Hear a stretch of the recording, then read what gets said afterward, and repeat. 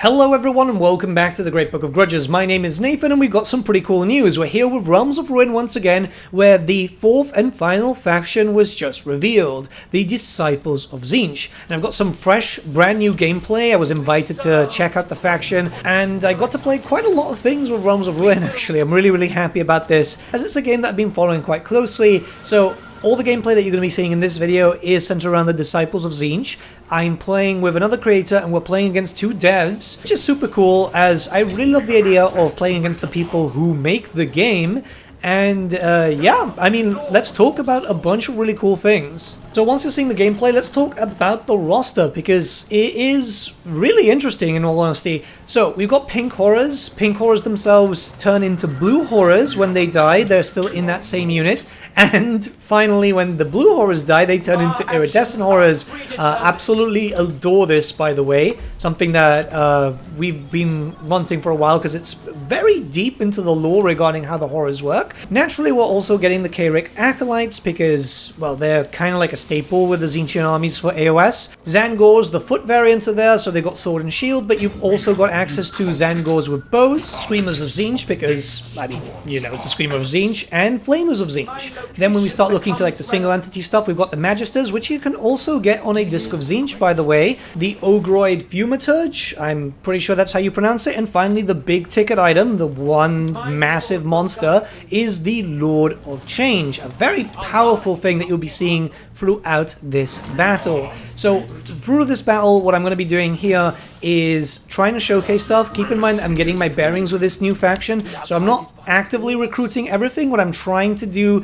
is just see how the faction works overall. I'm joined by a Nighthaunt player, and we're fighting against the Stormcast Eternals and the Aura Cruel Boys. This means that you've been able to see every single faction. This will allow you to see synergy between different factions that aren't necessarily from your Grand Alliance, and really it's just kind of fun. Some of the factions, depending on how well you play with a teammate, actually pair up really well. In total, I think I was able to play about 5 games, which was incredible. They're all around 20 minutes, more or less. And yes, you'll be getting content on all the different factions, so that means that you'll be able to see my thoughts regarding pretty much everyone.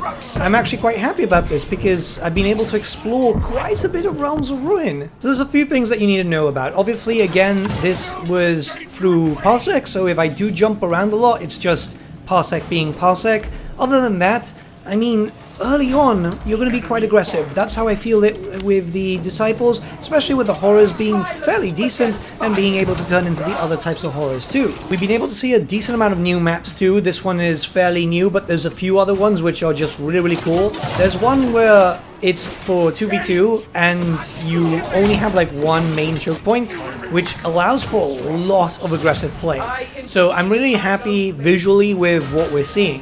When it comes to the faction, yeah, it's pretty damn interesting. The fact is, you have some decent frontline melee with the Acolytes, but you're going to also need quite a lot of magic. You're going to need quite a lot of range. The main thing here, and something very important, is that the demons do not actually heal. So like the pink horrors will not heal if you retreat them, because you've got the whole blue horror and iridescent horror thing. It's going to change up your playstyle. This one, I feel from my own experience playing this, keep in mind that we weren't given time to kind of get used to the faction, they just threw us straight in. But from my experience, it's going to be the harder faction to kind of get used to, but it's definitely going to have quite a lot of high-risk, high-reward situations. Which is why I often compare this game to how Warcraft 3 kind of works, or even Dawn of War 2, as Dawn of War 2 is closer. But in Warcraft 3, it's kind of like the Undead faction in a sense, where it's a little bit different. The same thing with Dawn of War, you would say that the Tyranids are the most different one, right? And the variety, especially with the gameplay, is the spice of life. I think having a harder faction to kind of get used to, but once you master it, you pretty much know what to do, is a good thing. It'll allow for more competitive players to have something to kind of go for. But then again, all 4 factions have been quite different. They're all very different. So let's talk about the battle itself. As you can see, we're trying to just expand and push as fast as possible. We weren't actually talking in this batch. I think that... No, this match I already started communicating with my co-player. So at this point we were already saying, hey, I'm going to go up this way, you go up that way. Which, again, cooperative play, you kind of expect a little bit of a level of communication. The faction's still going to play relatively the same in terms of how you unlock troops and so on. Well, not relatively, exactly the same. You just have to go through your upgrade system and so on. This is a good thing because that means that while the faction plays differently, some of the core mechanics are very much the same, which allows for familiarity, and that means that in the future, if other factions come out and if they play in a similar sense, it's going to be easier for you to jump in, and it's just getting used to the units and the abilities rather than how to create new units and stuff. So, the fighting is already quite hard. The idea is to push in. I believe the plan was to try and push them all the way to their spawning point, but the Stormcasts are actually quite strong. The Uruks are hitting down quite a bit. I must admit though, the Nighthaunt did a fair amount of carrying here as they can push fairly fast. When it came to me, I was just trying to unlock as much as possible and trying to get some fun units. There were a few cases where I got Screamers just to see how they would do. I was trying to get some style shots too, but I'll be very honest with you, certain cases came up where I was like, I want to win this, I don't want to actually lose, so I was trying to go in and, you know, win. Which is what is expected with these showcases, right? You want to see how well a faction can do. The devs weren't going easy on us, and that's actually a good thing. At the end of the day, you expect to see how things go. There were some cases in the former previews where even a dev completely wiped the floor with me. When you're doing 2v2s, this is a bit different because the synergy has to be there. I feel like Nighthaunt and Tzeentch complement each other extremely well. So what you might have noticed by now is that I'm recruiting quite a lot of Zangors. I must admit, they ended up becoming quite a very good unit for me. Very durable, very strong, complemented the Magister quite well, and I wasn't too used to the pink auras. I think that was a big fault of mine. I should have used them more in this battle to kind of get used to them. The only problem is I didn't know how to use them to the best of their ability. But yeah, once you start getting the Zangors, you're going to have quite a lot to hit the enemy with. They're going to be better than the Acolytes. The Acolytes are still getting their use, don't get me wrong, but you do notice the power level boost the moment the Zangors come into play. And keep in mind that I'm not sure how exactly these are going to work on the tabletop because I don't play Disciples of Tzeentch when it comes to AOS. I actually play Cool Boys and Stormies, so this is something very different. I was actually quite surprised, but then again, I always kind of gravitate towards the Chaos factions. If you know my stuff from Total War Warhammer, or just in general when I talk about the tabletop, I'm a very big Chaos fan. There's a lot of abilities too. You're going to be able to boost up your boys quite well. Boosting up the shield capabilities of the Zangors is very much useful, especially movement speed too. They don't move a lot, they're very slow, but once you get that movement speed bonus, they're going to actually be quite noticeable, and they're going to be able to kind of keep up with quite a few of the factions.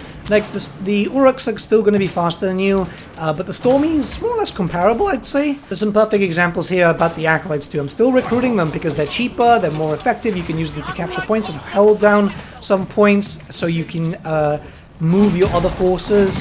As you can see, it's kind of back and forth. We're pushing. As a player team, we are pushing in, but we're also getting pushed out. We did lose quite a few sections on the right-hand side, as that was the Uruks versus the Nighthaunt. There is very obvious counter measures on different races and so on. Again, harkening back to Warcraft 3, where you had, orcs, humans, then you had the Night Elves and the Undead, and some factions would generally do better against the other ones, and some of them would do better against you.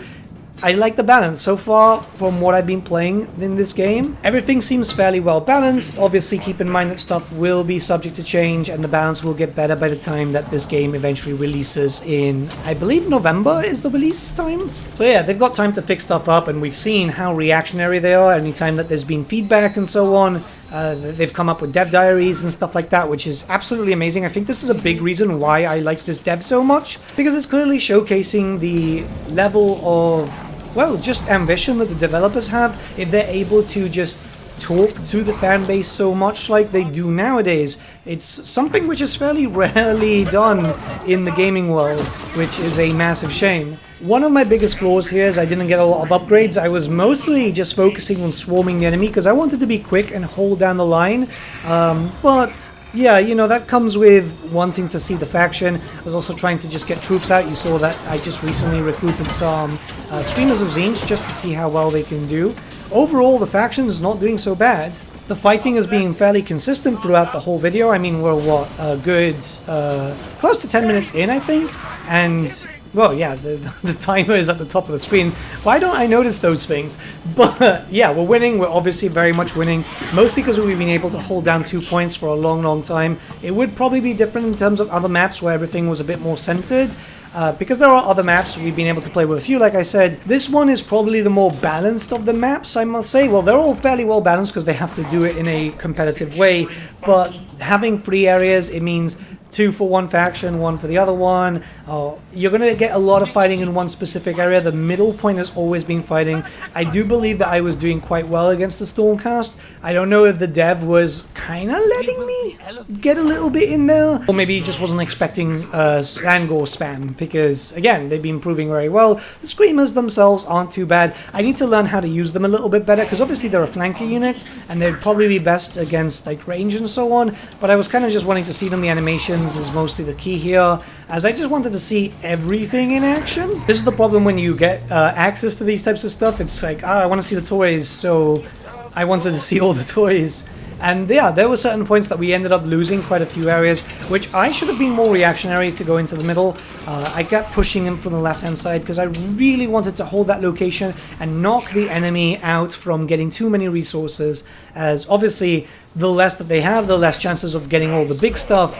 They're still going to get it eventually, but you know, slowing them down is beneficial to you as a player. Map control is a big thing. I think the communication with my teammate was quite good here. That wasn't recorded audio-wise, they were just recording the game audio, which obviously is better because you don't want to hear me shouting and everyone talking and so on. That would be a bit distracting when I'm trying to explain stuff. Now, when I'm recording it post-gameplay. By the way, in case you haven't noticed already, I'm not using the standard Disciples of Tzeentch paint scheme, and I think some of the other factions, I think the Stormcast one is doing something different, because at this point we were able to play around with different paint schemes, the stuff that was already set there. There's also, you know, the Army Painter, which I think is going to be a video today also. There's like 6 videos that I've got regarding this. But yeah, the idea is it's going to be personal. Your armies are going to look like how you want them to, which is really, really good, especially for a game that you're going to be playing multiplayer. This is going to be a competitive game. You're going to want to have a different look and not everyone having the same style and visual stuff, because in case you're fighting another faction, it can kind of get confusing sometimes. Even though there is a red bar and you've got a yellow bar, you know, it's visual. It's nice to see differences, whereas that itself is kind of lost in gaming in general. It's not just Warhammer games, it's literally just gaming in general.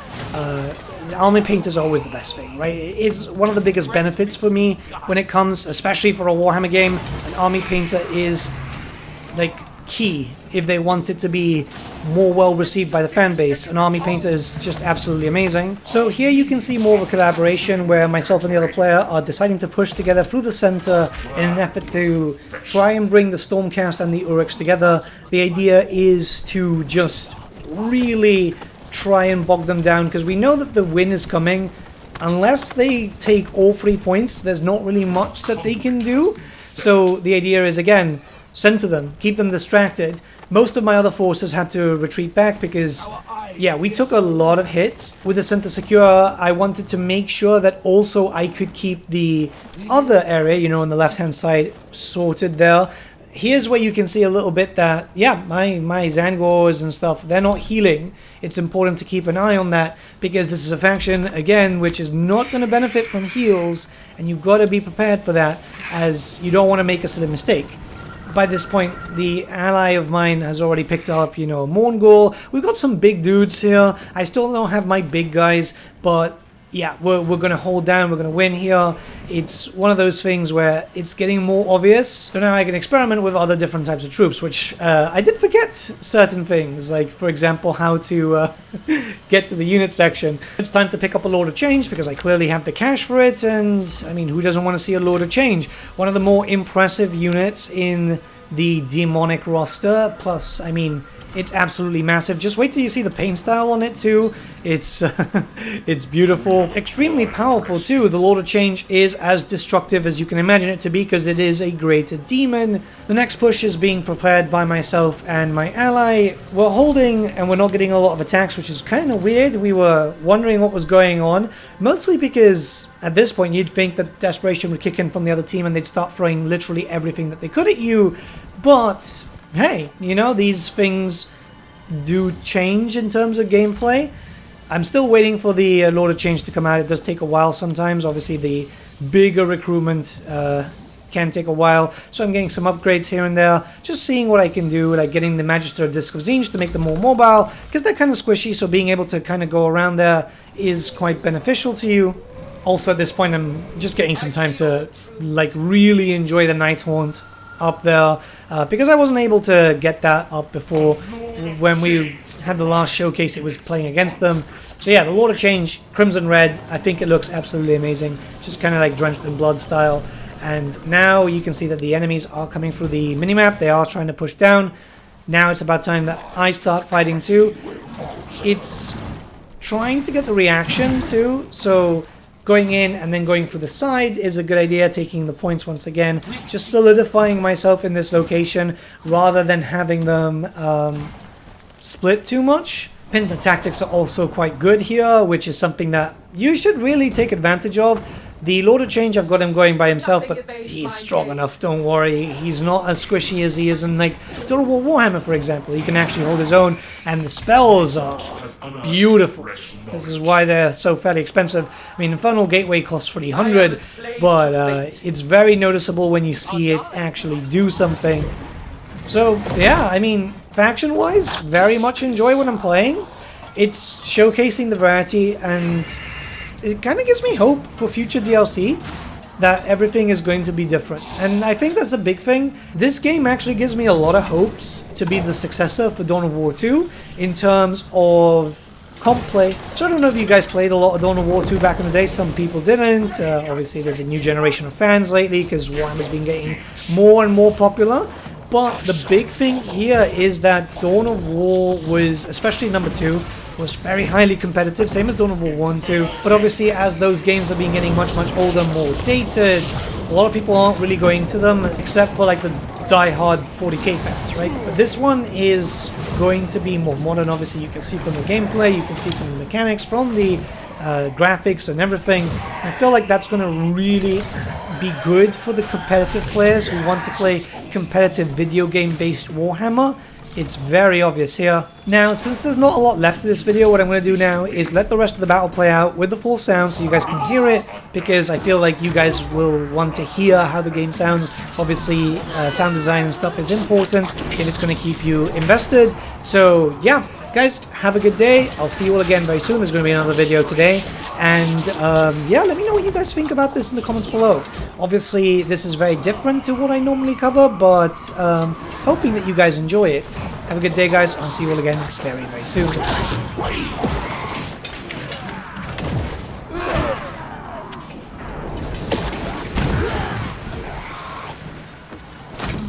enemy have struck. All part of Tzeentch's plan.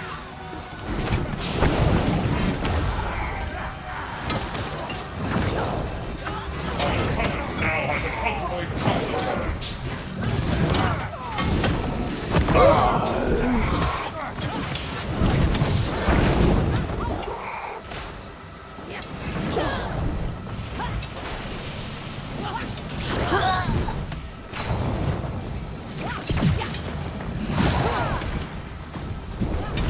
rug of sorcery. This moment was fated. Admire my splendor. Physical attack. How cruel.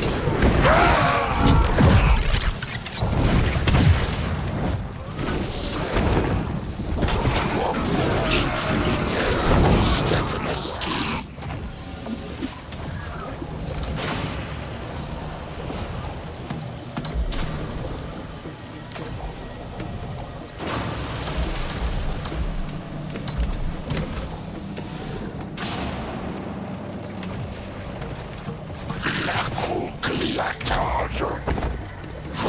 Val. My immortal gaze sees them.